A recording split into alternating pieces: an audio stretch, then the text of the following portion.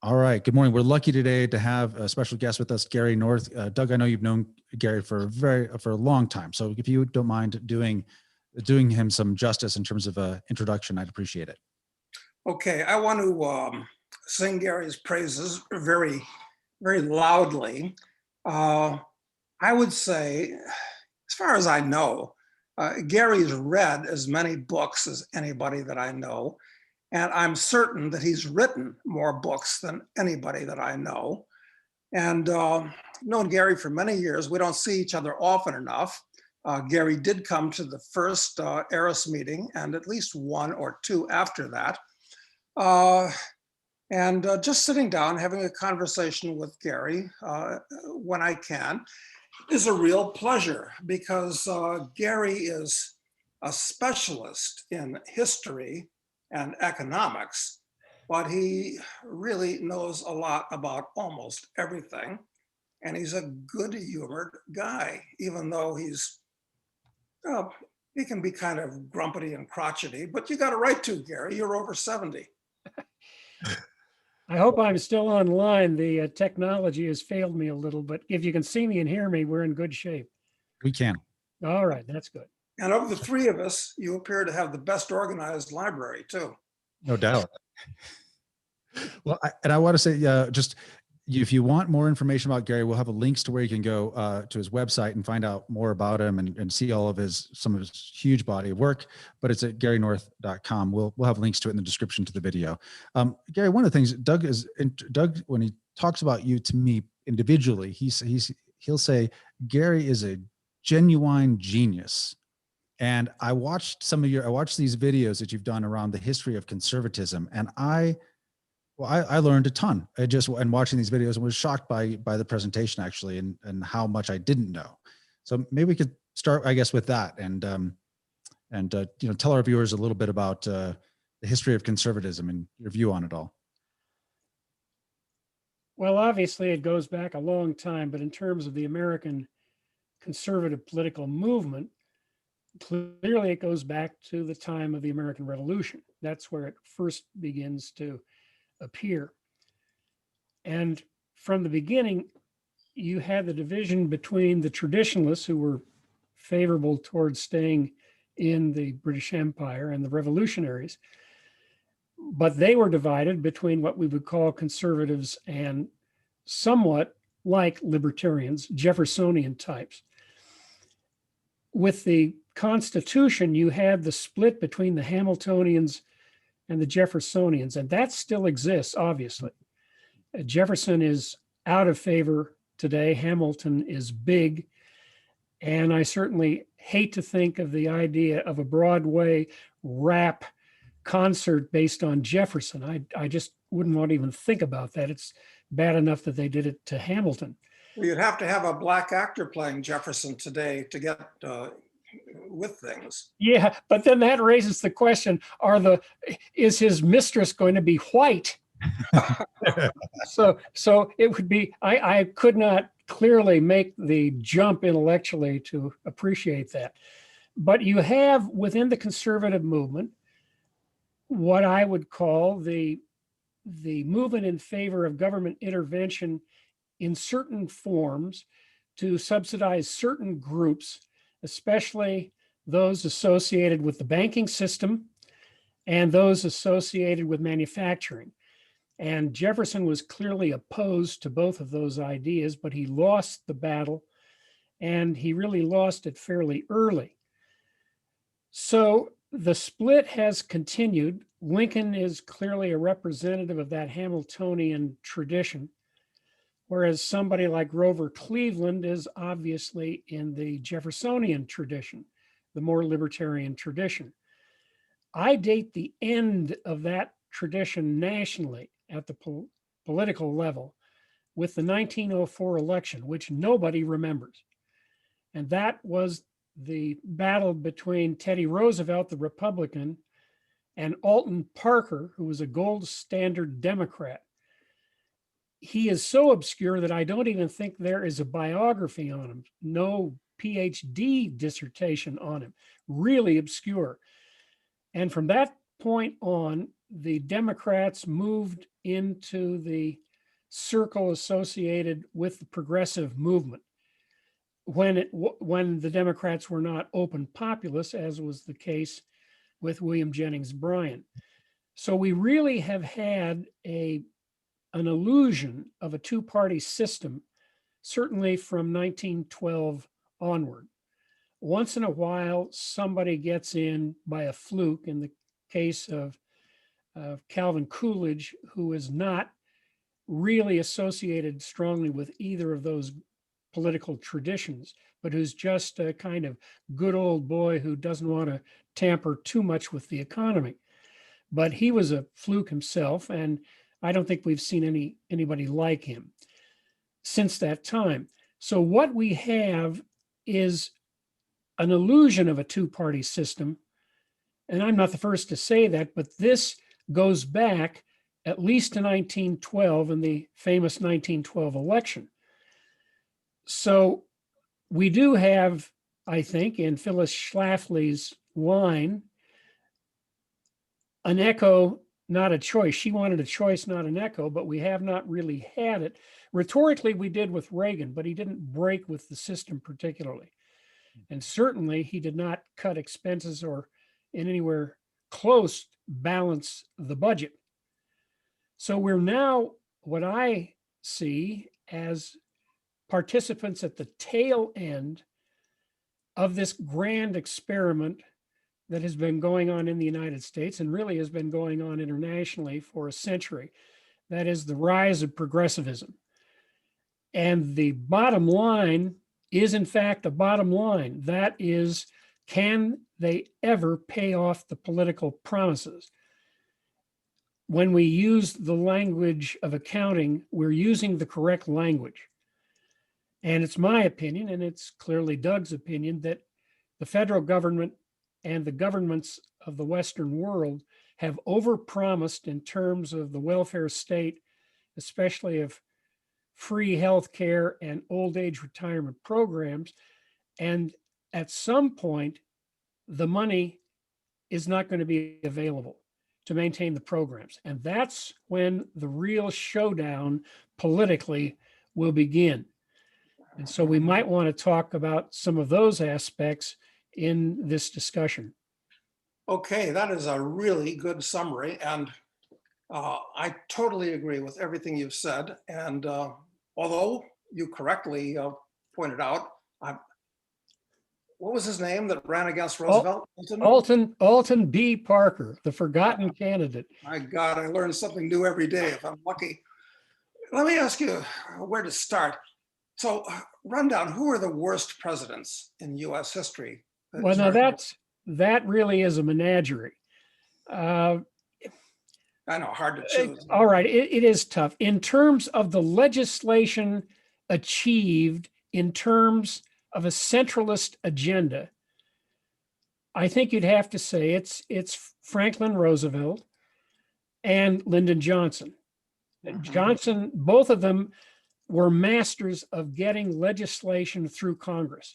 There was almost no opposition to either of them. So in terms of what we would see as pieces of legislation that led to massive expansion of federal agencies, I think probably they produced the most damage. Now, if you're talking about something that's really important, which is the loss of life in war, then probably Lincoln would get the award, because that was a cataclysm in terms of the deaths and the numbers. The estimates keep going up. The estimates now are in the range of 750,000 dead. So that was horrendous. But if you're talking political and modern and money and intervention, then I think it's probably they were kind of like a tag wrestling team. And there's no doubt that Johnson got his training from Roosevelt. Roosevelt was his idol. And he basically, with the Medicare program, consolidated the welfare state in the United States And that's what we have to deal with in terms of, can it be funded and then for how long? Well, you've hit the big three, I guess. Woodrow Wilson should be in the top four, though, wouldn't you say? Yeah, if there were some version of a mountaintop with the face images of bad presidents, then I think Wilson probably deserves to be in that fourth position, in much the way that Teddy Roosevelt deserves that, as perhaps the fifth on the list. I think probably Woodrow would be the fourth.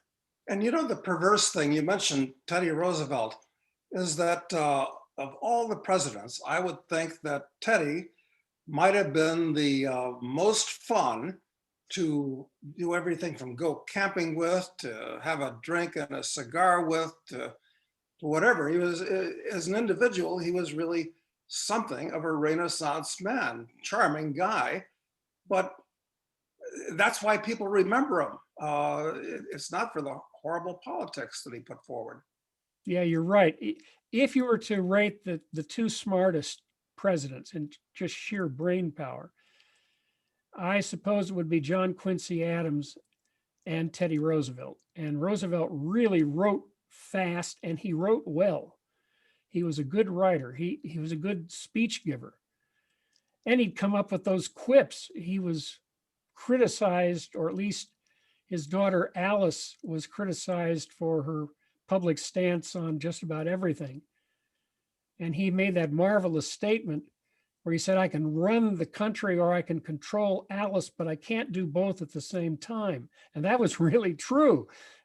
So the guy was good with a quip, good sense of humor, but he really did believe in that old Republican Lincoln tradition, which was interventionist from the beginning. And then he bought into a great deal of the progressive agenda.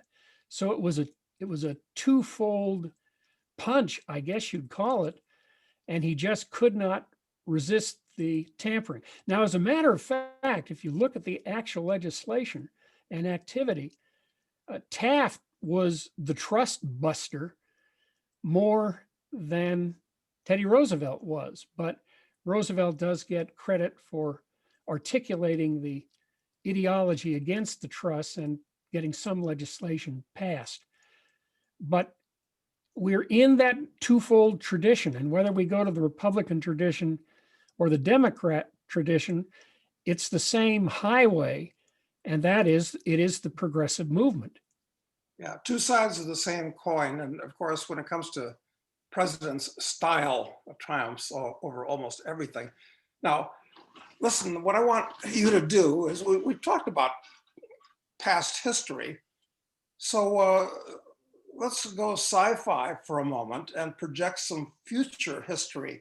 How is this going to work out now that we have actual Bolsheviks in charge in Washington? And I say that, I don't say that just to be clever. I mean, these people have the same personality and ideals as the Jacobins did in France and the Bolsheviks in Russia, or the Red Guards did in China. They're the same damn people, just in a different time. So how do you think things are going to work out now over the next 10 years or so? I want to back up and mention something. And would you agree? And would you agree with my assessment or not? The tampering, tinkering, yes, you're going to see it, but there's a lot of self-interest built into the existing bureaucracy, which is massive, massive. And we have to look at that. The revolutionaries in France had a bureaucracy to some extent that it was able to take over. And certainly the Tsarist bureaucracy was extensive, but the extent of that bureaucracy into the lives of the people was nowhere near what it was after Lenin. I want to go back to something that I think is not discussed enough. If I were to go to one article or one chapter that I ever read in my whole career that probably has shaped my thinking the most. It was written by Harold Berman in a book called Law and Revolution, which was published by Harvard University Press in 1983. Now, it is a monograph. It is the most detailed study anybody had ever done on the Papal Revolution of 1076. And even for me, that book was not a page turner. But the introduction is spectacular. He was a defender of the Western legal tradition, which meant a separate judiciary. And he said, if you break that tradition, you will undermine Western liberty to an extent that we have not seen in the past. And he discussed in just about the right detail the rise of the modern administrative state, the bureaucratic state. But the point that he made was this: the administrative agencies have created their own judicial systems, their own law courts, and they make their own rules and they enforce their own rules. They are outside the judicial system. They're independent. And somebody who is attacked by them, fined by them, taken to court by them, or whatever, is almost defenseless. He cannot get into the actual judicial system until he has gone through the disaster of the policing by the administrative law state. And it is growing extensively. Someone who saw it first was Max Weber back around 1908 or 9, where he wrote a piece very similar, where he said the modern bureaucratic world is more bureaucratic than any world we have seen since the pharaonic Egyptians. And that was a century ago, and it's way beyond that now. Mm. So one of the things that you have to consider in all of this is the fact that the administrative agencies are not revolutionaries. They're tinkerers. They're not revolutionaries. They want to build turf. They want to expand the jurisdiction of their own agencies. They want more money next year from Congress. They want more authority to extend their fiat administrative dicta into the lives of the rest of us in a constant battle for control. And one of the things I think you have to see is that the administrative agents elected by Congress are hampered now almost on a 50-50 basis. They can't get much through. And the administrative agencies don't have a systematic agenda the way Lenin did or Robespierre did. Each one has its own turf to defend. Each one has lots of administrative legal precedents to appeal to. So I don't think we have the same degree of unanimity today that Lenin had or that Robespierre had. I think they've got to get through the gigantic bureaucratic monstrosity, the Aegean fields of bureaucracy that they have created, which will make it difficult for them to impose one agenda on the country. Now, that doesn't mean we're not going to get pushed around, because we are. But now here's the good news, though, and this is really good, bad news. And that is Social Security and Medicare are now over half of the federal budget, and they continue to grow. And it's my understanding that the baby boom, I guess you'd call it a tsunami, that is hitting Medicare is now 10,000 new people a day. Wow. For a program that costs about $12,000 per person per year. So it's massive. They, no matter what their plans are on paper, they have to have the administrative machinery to enforce it, and they have to have the money to fund the administrative machinery. And I think both of those are going to be called into question sometime over the next decade. Well, that is an excellent observation because, in effect, I think you're pointing out that the state itself, because it's so bureaucratic and run by these administrative agencies, is going to stop the really crazy people from doing everything they want. It's part of the overall situation of our living in a bizarro, upside down world. Yeah, I think that's what we're facing. I have tried to find this footnote, and I found it. I know who said it, but he didn't have a footnote. It was Robert Nisbet, and Nisbet once gave a story that I would give some considerable amount of money to find the primary source, or even a good secondary source that I could invoke. He said that Hitler believed that he was entitled to some kind of administrative pension for his service in World War I. And Nisbet said he could never get the administrators to give it to him. I want to believe that's true, because that's one of my very favorite Hitler stories. It's one of my favorite bureaucracy stories. So I think the thing is now, it is a swamp. It's a good phrase. It is a swamp, and it's a swamp without a consistent agenda, and that has competing agendas inside it. And we're not going to clean it. We can hope only to defund it. And I think Social Security and Medicare are headed in that direction for defunding it.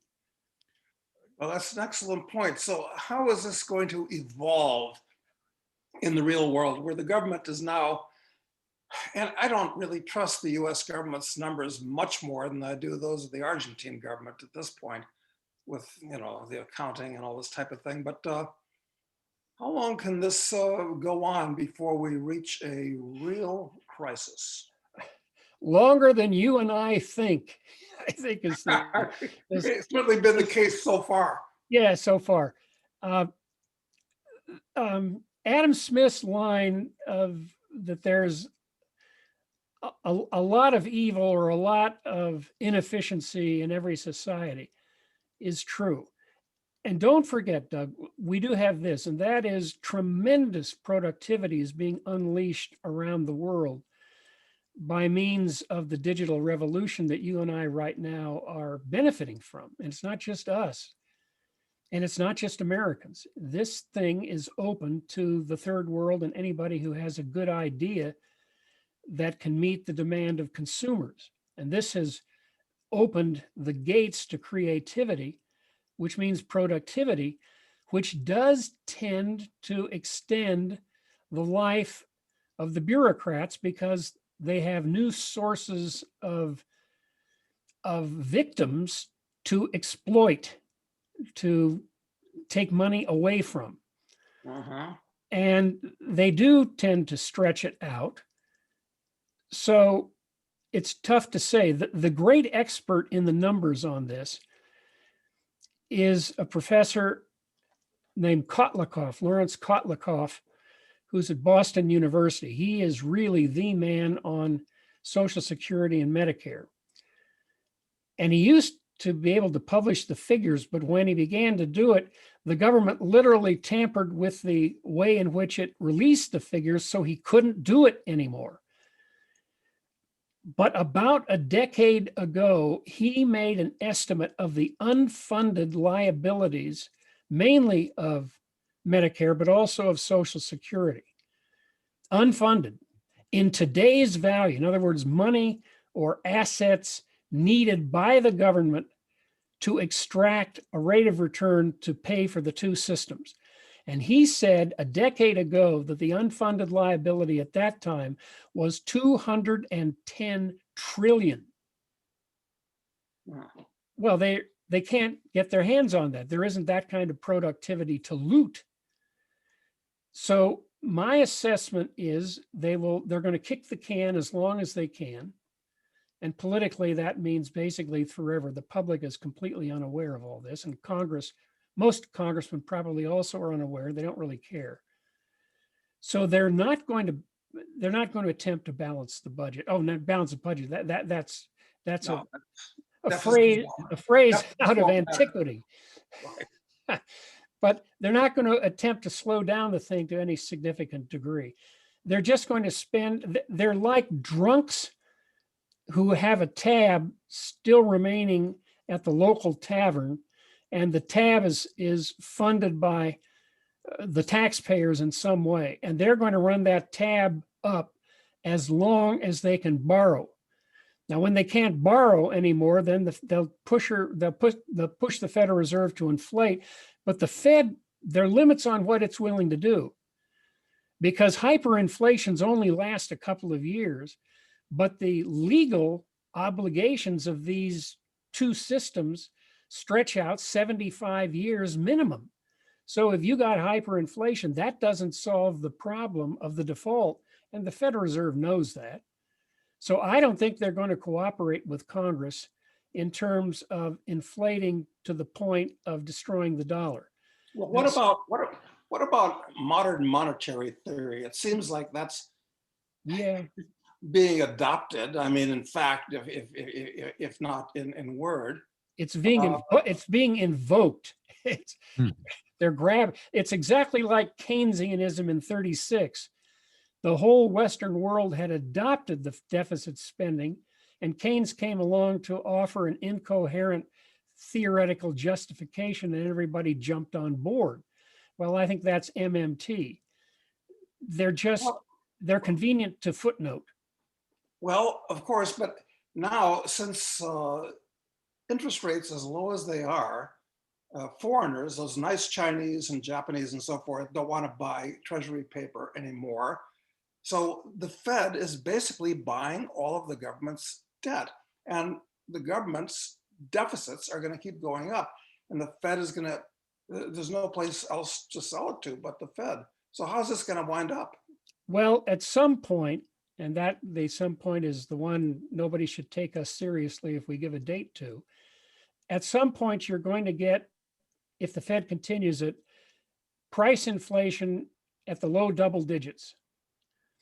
And at that point, I think they will, if they possibly can, well, I think they will, they'll put on the brakes. For example, right now, if you look at the amount of treasury debt that the Fed is buying, it's massive. It's 80 billion a month, but they're doing the reverse repos, which is shrinking the available money supply, or the monetary base, so that it's kind of being offset. And that's how they're getting away with it right now. I can't tell you when it's going to go to double-digit price inflation. And by the way, I use the median CPI, not the CPI, not because I think either of them is great, but the median CPI tends to be more stable over time. I don't like to get shaken up by what's happening with the CPI. So I go to the Federal Reserve Bank of Cleveland, and I use their statistics on inflation. Right now, the median CPI year to year is in the low 2% range. It's not 5% like the CPI. So I suspect that the Fed is probably looking at the median CPI, though I can't prove it, and it's not panicking them. They say, well, 2% is okay. We're not going to worry about that. They're going to keep doing it. They may do it for 5 years. They may do it for 10 years. But at some point, unless they want to destroy their own pension funds, and they have the only fully vested pension fund in Washington, they are not going to go to hyperinflation. And what do you think their pension funds invested in?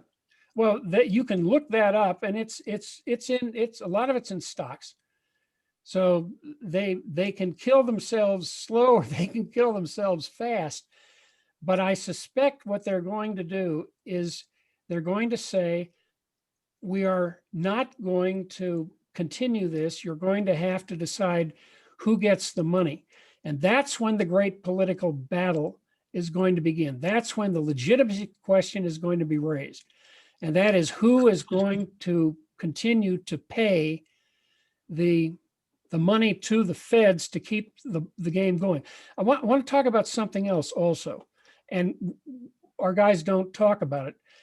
Again, it's one of the good, bad things. One of the bad things that Rockefeller invented and Carnegie developed was the nonprofit foundation. And those two foundations have done a lot of bad things, in my view, over the last century plus. But here's the good news. The super rich, who constitute the 1%, who maybe do own half or more of the wealth, all know how that game is played. And they've all got their foundations.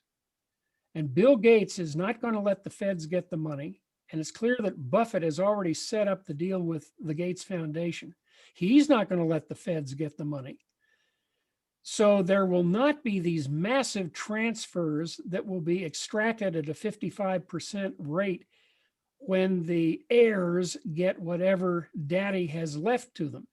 Daddy's going to leave probably tens of millions or more to them, but he's not going to leave 50 billion to them. That source of funding is going to dry up. In fact, not dry up, it has never appeared.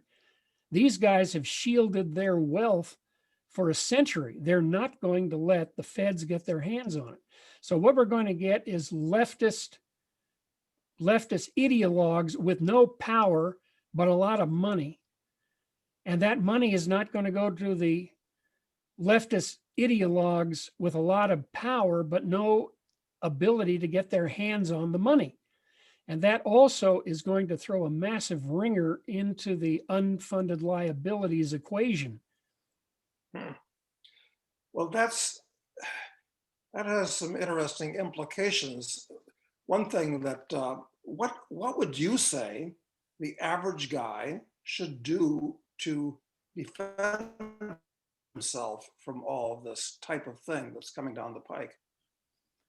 Well, basically, they're the things you tell them to do already. Entrepreneurship is basic, but we know that most people aren't entrepreneurs. So the second thing is that you make up your mind that you will not retire, and you will structure your employment in such a way that the checks keep coming when you're 75, because you're not going to be able to retire at 65, or 63. That is not going to happen, at least to the middle class people. Now, the average Joe is going to do it. He's going to get trapped. But he does get Medicare and he does get Social Security, and that's worth a large amount of money. So he's going to be scrambling, but he probably isn't going to die until the checks start bouncing. So if you're talking about the people who are the super rich aren't going to listen to us. They don't need to listen to us.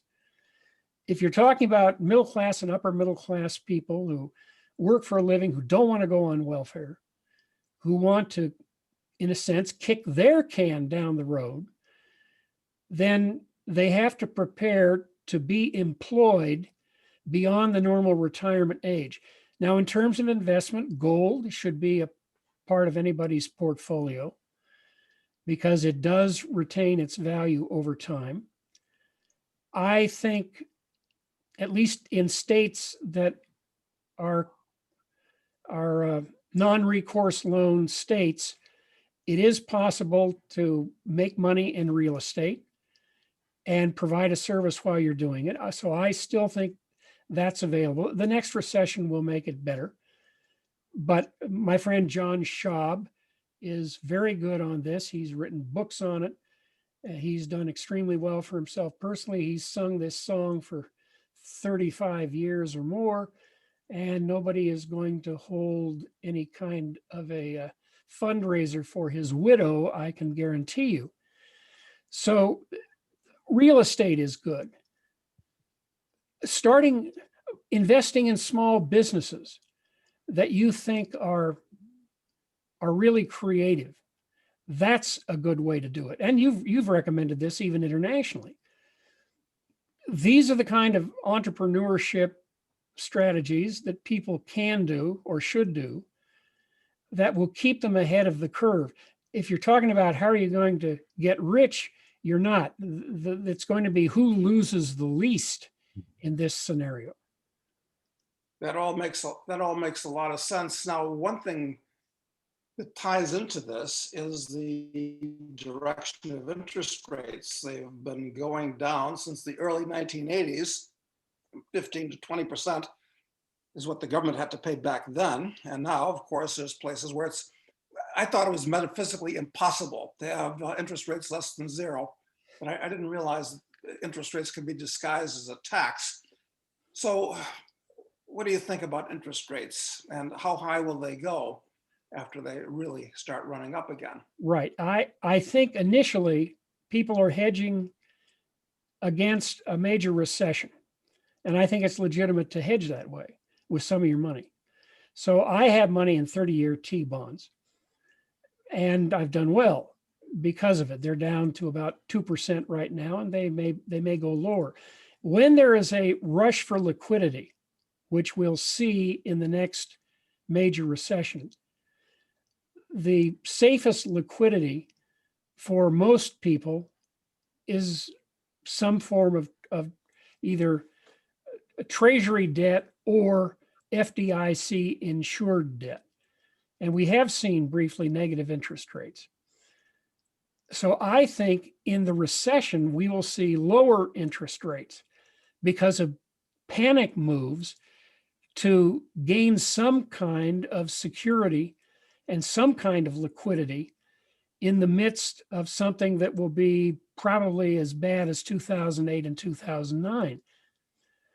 Now, after that, when the Federal Reserve begins the next bailout and begins printing, and it looks as though it can be inflationary, then there'll be a time to get out of those treasury bonds, no question about it. And I think rates will go up, and I think they will go double digit at some point. But between now and then, I think Austrian trade cycle theory tells us there's going to be at least one really good whopper of a recession. And during that period, I think long-term T-bonds are likely to get even lower than 2%. And at this point, you would be bearish on the stock market or not? Point number one. Point number two. I would, yeah, I'm bearish, but that's like getting me on the bearish side is like convincing the Italian army to join you. I mean, that's not a great triumph. If you look at the classic signals, the price to earnings ratio, especially if you look at how high the market is driven. And then the question is, how can you justify investing in this market when it's going to take you a century to get your money back or something like that? But then I would have used the same argument against Amazon and did.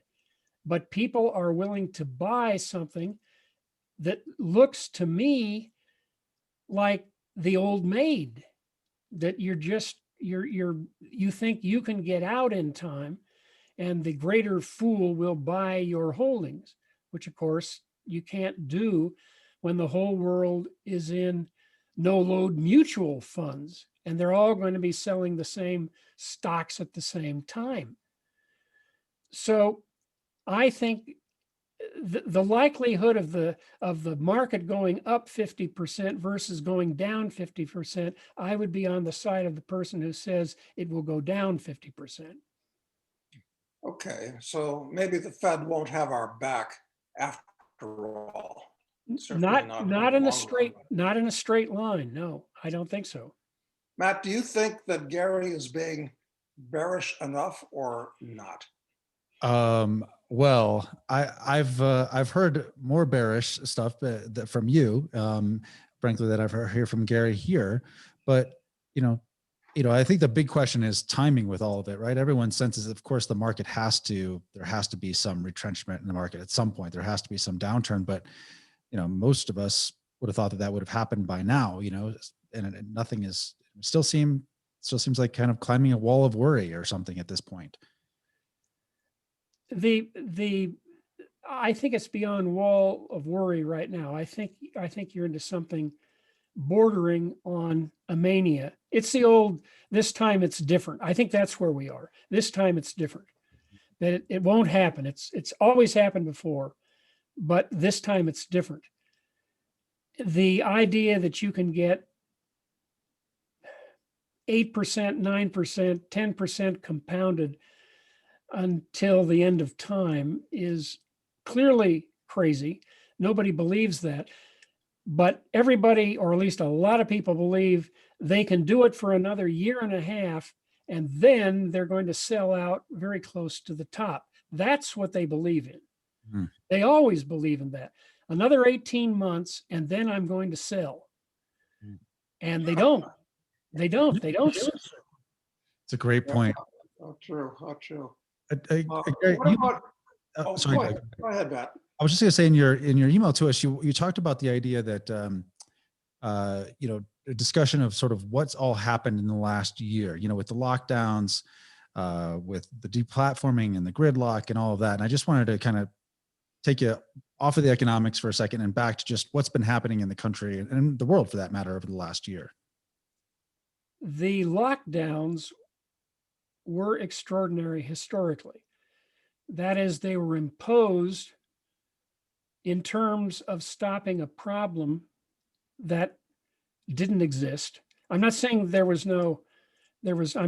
somebody says there was no pandemic. In my age group, we were sensitive to it. I don't know personally people who've died, but I know people who have died, and they died because of that disease. So if you were older than 70, you were at risk to some extent. And I stayed home and watched church online for a year. I felt that was sensible for me. Now, if I'd been 50, I wouldn't have done it. I would not have worn a mask if they had not basically twisted my arm to do it. And remember, I really do believe in private property. And if somebody puts up a sign and he says, you got to wear a mask to come in here, if I'm going to come in there, I'm going to wear a mask. I think he has the right to tell me that. I don't think the state has the right to tell me that. But that's ideological stuff. What really happened was, it was a case of crying wolf, and the wolf never showed up at the door. And my favorite examples, if you look at the data, are from North Dakota and South Dakota. North Dakota went full lockdown. South Dakota had a pretty libertarian lady governor who had a great deal of sense and who could not be moved. And she said, none of it, not a brass farthing worth of it, none. Now, in terms of the death rates, the spread of the disease, about the same. You look at the charts in per capita spread of the disease, it was about the same. So it looked as though the masks and the lockdowns didn't do any good. That's what I learned. So I think not everybody takes this home with them, but I take it home with me. And I think there are enough people who do believe this, who now no longer trust the government at all. Well, this is an example of the administrative state really creeping into people's lives, because, a lot of the businesses who, had the signs on the door, saying wear a mask, they, in order to, their local health departments essentially were forcing them to adopt these policies. And so that, it was a way for the administrative state sort of to creep in to people's lives in a dramatic way. Yes, that was, and they won't go back. Oh. They will not backtrack to March of 2020. What about the possibility, Gary, of a Misesian crack up boom as they keep printing up money because they have to, and maybe it'll get out of control. Maybe the reverse repos, whatever. How about that? Mises wrote that frantically in 1912 because he was afraid the war was coming and he wanted to get the book out, and he did. but he went through that crack up boom in 22 and 23 in Austria and watched Germany do the same. I don't think central banks in Western industrial nations will take that chance again. The only central bank that I know of that did that briefly in the mid 1980s was in the state of Israel. And I don't think they stopped it. They avoided the crisis. My assessment is that I think they would be afraid to go down in the history books as Zimbabwe 2. I just think they're going to say, Congress, this is your baby. We are independent of you. We are not going to conform to you. And unless Congress nationalizes the Fed, I think the Fed is going to say, this is Congress's problem. We're not going to write the checks. Because it is a separate agency. They are independent of the government. They don't have to do what the government says unless they are nationalized. And I don't think Congress has the wherewithal to do it. They might. But my assumption is the Fed is going to maintain its independence and just say, we're not going to cooperate. Well, I hope you're right. But then the government will have to, well, they don't have to do anything really. Well, I suspect they're going to go to a wealth tax and a VAT tax on top of the income tax. Yeah, all right. And I think so too. But here's the problem. Everybody talks about inequality, but nobody does anything about it. Certainly not Congress. The massive wealth needed to fund this monstrosity is in the 4% at the top. And they don't buy that much stuff. They invest, they watch the numbers go up higher and higher and higher, but they don't sell. They don't pay taxes. They have super lawyers to keep them from paying taxes. And if the tax rate really gets bad, they can begin to transfer massive quantities of wealth into their foundations where it's not taxable. You can't tax Joe Lunchbucket on what little he makes and pay for this monstrosity that the Medicare, Social Security, welfare state is today. They can tax those people and they'll collect some, they will. But the big money isn't there. The big money is at the top of the Pareto distribution curve. And those people don't pay money. They never have paid the money. The system has been geared against the rest of us for the whole period. Warren Buffett doesn't pay 20% of his income to the feds, and he doesn't buy much. The guy never buys a house. I mean, he doesn't buy anything as far as I can tell. He finally bought a new Cadillac a few years ago because he got harassed by his granddaughter who said it was a disgrace that he drove a 10-year-old Cadillac. So he finally bought one. But he doesn't spend any money, so a VAT won't get anything out of him, and it won't get much out of his cronies. Yeah, and of course I guess he will use the foundation route to preserve the wealth. Of course, this leads us to a philosophical question. If you put your money into a foundation where, yeah, you can game the system with that money one way or another, what's the point of having a lot of money, Gary? I mean, let's confront that. What's the point of having more money than you need, quote unquote? It's a good question. It's the right question.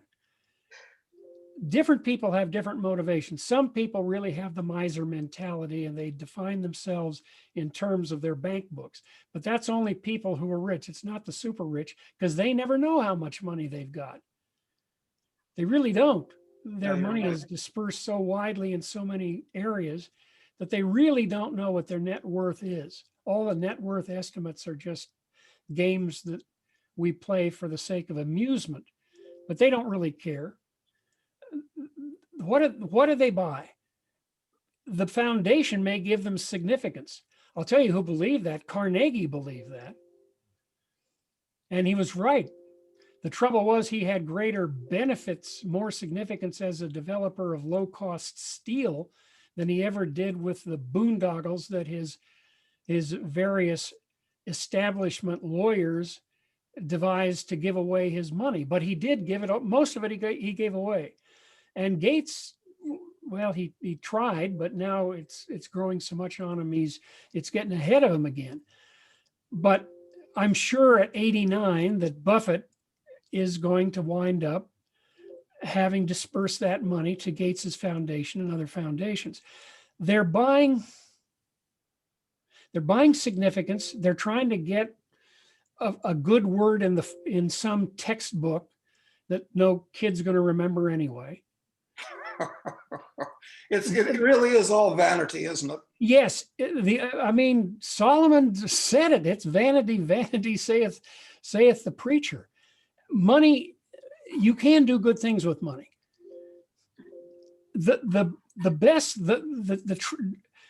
I'll give you a line that was given to me by a very wise man who was a libertarian. His name was Ben Rogie, and he gave speeches at Fee for many years. And he advised a multimillionaire who was the very rich man who was the head of the independent phone company in Indiana. His name was, he founded the Liberty Fund, Pierre Goodrich. And he told me two things. And boy, Doug, these really are true. The first was this: people who are rich know how to make a lot of money, but they don't know how to give it away. Well, division of labor. What else would we expect? And the other thing he said with respect to Goodrich, he said, I'm trying to set up a system for him in which when he's dead, the money won't do much harm. Mm-hmm. And he did it. And he created the Liberty Fund, and it is so hamstrung that all it can do is hold scholarly conferences that you have to go, and the deal is you have to listen to the other speeches. So, of course, nobody wants to go. And the other thing, it reprints wonderful books in magnificent bindings and sells them for paperback prices. So they do Mises, and they do some of Hayek's works, and they've done the complete works of Israel Kirzner. Now, these are wonderful books. Now, they've got something, no, I don't know. It's a private foundation. Last I heard, they had $350 million to reprint. How do you keep a foundation from being taken over by the kind of people, these NGO types? There are certain types. How do you keep these cockroaches from infesting a foundation you set up? That was Rogie's goal. And what he did was to create a foundation that was so limited in what it could do that it was not worth taking over. And that strategy has worked for 30 years. Interesting. It really wasn't worth taking over the Liberty Fund. And I'm a fan of the Liberty Fund. The strategy worked. The only trouble is you've got $350 million that might conceivably be useful for other kinds of projects that will never be used for other projects. But that was the price of creating a foundation that wasn't worth taking over. Well, and of course, with that much money, you really need somebody of, well, hopefully Buffett's class to manage it, because the wrong things happen in the economy. It could blow away like a pile of feathers in a hurricane. Well, maybe not. It's a lot of money, but buy buildings and stuff. But it's a lot of money. Let's put it this way: none of the Harvard and Columbia graduates who get hired to administer that money will ever worry about their next paycheck. I feel confident in saying that. That's That's too bad. I'd really Yes. prefer to see them grubbing for roots and berries to Yeah. stay alive. Well, and I think the same way. But then I get back to the good bad problem. And that is, do you want guys who don't have any power to have safe jobs at the expense of all the things that they do to make humanity better? Or do you want some federal bureaucrat who can use it against you in an administrative law court? Do you want him to have the money? I would prefer to have the lifetime secure employee with some foundation to have that money to play with, rather than some administrative bureaucrat who really is a threat to my liberty. That's a good point. Doug's original question was about whether or not, what's the even point of trying to accumulate wealth beyond, what you need. And I think, we're talking about how to preserve it and how to keep it maybe out of the state's hands. But I think it's an interesting question. Why even bother, I guess, pursuing having substantial wealth? Well, okay. I've written a book or two on that. In fact, I just did the index for the latest book and I finished it yesterday. So it's in my head right now. Money does give you opportunities. If the only opportunity it gives you is to get richer, and you find a way to get richer by serving the public, that's a productive way to serve the public. If you're not cheating them, if you're giving them something of value, if you make their life a little better, that's a good reason to put your money to productive use. So the accumulation of money becomes a supply of capital that enables you to serve the consumer. And that's an Adam Smith type answer. Now, Smith was dead wrong on one thing, dead wrong. And we should never say it. And that is, he said, production is always for an increase of consumption. Well, if you mean increase of consumption of the person who is accumulating the money, it's wrong. If you're talking about the increase of consumption of somebody who is benefiting from capital investment, then okay, Smith's statement is correct. So the accumulation of money is legitimate if you're using it to serve the consumer in a market setting. It won't do you any good, except you feel good. Oh, well, I've done something for the public that's good. And somebody says, how do you know it's any good? And the guy says, because it's making 10% per annum after inflation. Well, okay, that's a pretty strong argument. The other argument is you can give it away to the poor. Now, I know Doug is not big on that one, but I tend to be bigger on that one than on the other. That's because I don't have $100 million, or $100 billion as the funds are going these days. There are things you can do to help very poor people to start businesses. I contribute to an outfit that does micro loans to small family businesses. And they are able to start small businesses. They pay back the loans. The money comes back into circulation as in lent out again. But it doesn't make me any money. It's nothing that I'm going to get rich with. But I still think that's a good use of the money. It's getting a family out of poverty, and it's doing so in such a way that poverty-stricken family can serve the consumer. So that's a good thing. I certainly agree with you. And you're right, I am opposed to charity in general for many reasons. But there's one thing, that doesn't mean I'm opposed to giving. My idea of charity is to make a loan to somebody that I think is of good character, and make a loan to him. I don't care if he pays it back, because if he doesn't pay it back, now I've learned something about his character. Yes, right. I judged him wrongly. That's a good point. I think that's the way to do it, personally. That's a good way. That is a good way to do it. But Doug, the problem is when you've got $10 billion sitting around. Yeah, that's no longer right. Here is this is a problem, and I don't have an answer to this problem. Say you know a guy who's made $250 million, and I know a couple of guys like this, and they're good at making money. They're speculators. Nothing wrong with speculation. Nothing morally wrong with it. They don't cheat anybody, and it gets bigger and bigger and bigger. But the clock is ticking. The silent digital clock is ticking on them, and they're going to die. Now who gets the money? See, that's the problem. Does it go to the kids? You talk about a way to destroy a kid. That's a real good way to do it. Does it go to a foundation? Well, then we get into all the problems of the foundations. I hope it doesn't go to the government. I hope the guy's smart enough to build a safety so that the government doesn't get his hands on it. Does it go back to the administrators of those funds, those various funds who have made the guy rich?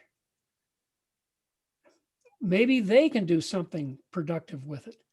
The one guy I know, well, actually, I know a couple, but the one guy I know who really, well, no, both of them. They they do it on their own. And one of them is probably worth a quarter of a billion. The other guy is so rich that he's probably richer than Bezos, and I do not speak his name, but it's in the billions and billions. I mean, it's a lot of money. Well, he's 73. He's going to die. Who's going to get that money? What? Gary, what he ought to do, you ought to put a bug in his ear. I mean, because you'll recall what my hobby has been for many years. He ought to buy a country. He ought to take over a country and set it up so it's run like the Liberty Foundation has the Liberty, the variation thereof. I've always liked that one.